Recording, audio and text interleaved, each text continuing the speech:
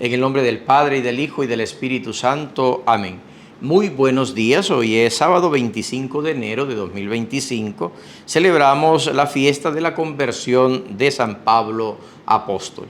El Señor esté con ustedes. Lectura del Santo Evangelio según San Marcos. Gloria a ti, Señor.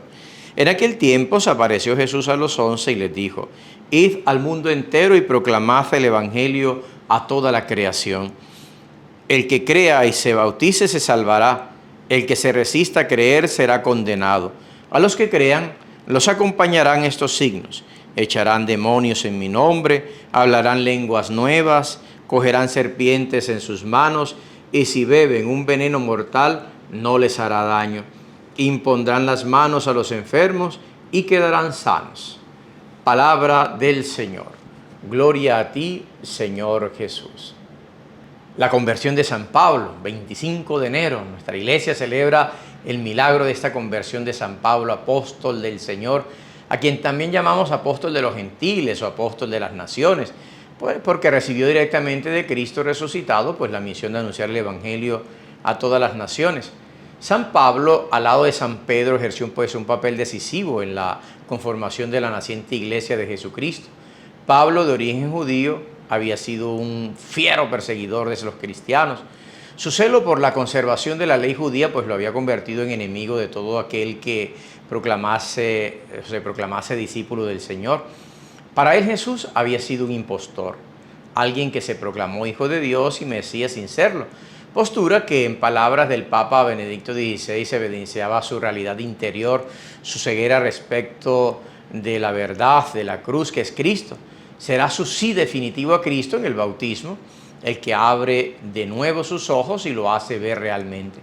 Cuando se encontraba camino de Damasco, Dios intervino haciéndolo caer del caballo que montaba, aunque verdaderamente los Hechos de los Apóstoles nos habla de un caballo. Sin embargo, dice que galopaba y se galopa en un caballo. Quizás iba en un caballo o en su propia soberbia, creyendo ser el defensor absoluto de su religión.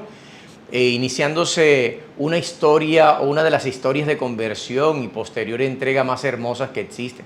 De acuerdo a los Hechos de los Apóstoles, Saulo, que es el nombre judío de San Pablo, fue derribado de esa cabalgadura, de ese trote que montaba porque el mismo Jesús resucitado, quien lo reveló a través de una fuerte luz proveniente del cielo, desde la que le habló: Saulo, Saulo, ¿por qué me persigues? A lo que él contestó: ¿quién eres, Señor? La voz le dijo: soy yo, Jesús, a quien tú persigues. Es decir, Pablo perseguía a los cristianos, pero Jesús le pregunta por qué lo persigue a él. Porque un cristiano es Jesús, un cristiano es la iglesia, quien persigue a un cristiano persigue la iglesia.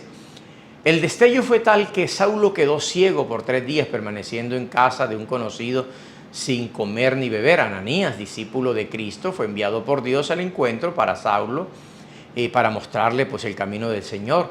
Saulo recuperó la vista por obra de Dios, y así como los ojos corporales se le abrieron a la luz nuevamente, los del Espíritu conocieron la verdad que proviene de Dios. Saulo, a partir de ese momento, dejó que sea Él quien transforme su corazón y lo conduzca por el sendero de la caridad y la salvación. Así Saulo pidió ser bautizado, después asumirá la predicación y la misión de anunciar a Cristo por todas partes. San Pablo nació en Tarso, en Sicilia, actual Turquía, y muy probablemente fue ciudadano romano. Creció en el seno de una familia muy ligada a la religión y las tradiciones judías bajo la observancia del fariseísmo. Sus padres le llamaban Saulo, pero al ser ciudadano romano, pues llevaba el nombre latino de Pablo, Paulo. Para los judíos de aquel tiempo era bastante usual tener 2 nombres, uno en hebreo y otro latino griego. Pablo será el nombre con el que se hará conocido el apóstol entre los gentiles, a quienes predicó de manera incansable. El período que va del año 45 al 57 fue el más activo y fructífero de su vida. Comprende 3 grandes excepciones o expediciones, las que llamamos los viajes apostólicos de Pablo, en la que Antioquía fue siempre el punto de partida y que invariablemente terminaron en una visita a Jerusalén. Los restos del santo descansan en la Basílica de San Pablo, extramuros, allí en la ciudad de Roma, en Italia. Este templo, pues dedicado a quien ocupa un lugar central en el cristianismo primitivo y cuyo papel en la historia de la Iglesia es más que decisivo, Es el más grande en el tamaño después de la Basílica de San Pedro. Seguramente este año para el jubileo iremos a visitarlo, porque también pues es una de las basílicas de las cuales se abrió la puerta para el año santo. San Pablo, ayúdanos en la persecución ahora contra la iglesia. Ayúdanos a descubrir nuestro corazón, abrir nuestro corazón para que Cristo haga su obra y la iglesia siga anunciando en todos los rincones del mundo sin miedo, sin pereza, sin estancarse el Evangelio de Cristo. Marcos en el capítulo 16 hoy nos habla pues que Jesús le dice a sus discípulos que vayan al mundo entero y proclamen el Evangelio. El que crea y se bautice se salvará, y el que no crea pues se condenará. No porque Cristo lo condene, yo diría que es como una autocondena, ¿no? Porque usted en su libre arbitrio puede escuchar el Evangelio, convertirse, o puede decir no, y pues asume las consecuencias, tanto de haberlo escuchado y aceptado, como de haber dicho no, no quiero, no me interesa.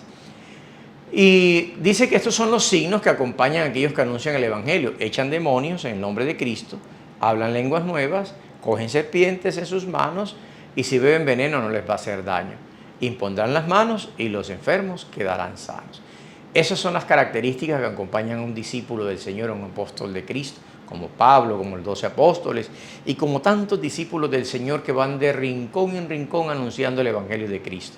Que el Señor nos conceda eso también a cada uno. Usted y yo somos cristianos, y como cristianos no podemos negarnos a anunciar el Evangelio. Con el ejemplo, no solo con palabras, también con el ejemplo. Mañana es domingo, día del Señor. Mañana es un día estupendo, el día de la palabra. Mañana vamos a bendecir las Biblias. Traigan las Biblias. Vamos a bendecirlas. Vamos a dar una guía de cómo hacer una lectura continua. Recuerde que hace 2 años dimos esta tarea. Yo pienso que ya este año, al menos la primera vez, tenemos que haber leído la Biblia completamente. Y si no, hay que darle un poco más de fuerza. Mañana traigamos la Biblia, todas las Biblias, vamos a traerla. Y vamos a bendecirla, y vamos a ponerla en un lugar preponderante en la casa. No abierta en el Salmo 91, que eso no es magia, no. Sino allí en nuestra mesita de noche. Ojalá con un tapito, mantelito, un tapetico blanco, una cosa bien linda, donde la palabra que es Jesucristo ocupe un lugar importante. Asistamos a la misa, asistamos en familia. Palabra, Eucaristía, Logos, palabra de Dios, y cuerpo de Cristo. Esa es la vida del mundo. ¿Quiere ser feliz? Aliméntese de la palabra de Dios, de su cuerpo y de su sangre. Que el Señor los bendiga a todos en el nombre del Padre, y del Hijo, y del Espíritu Santo. Amén. Feliz día para todos. Aleluya, aleluya.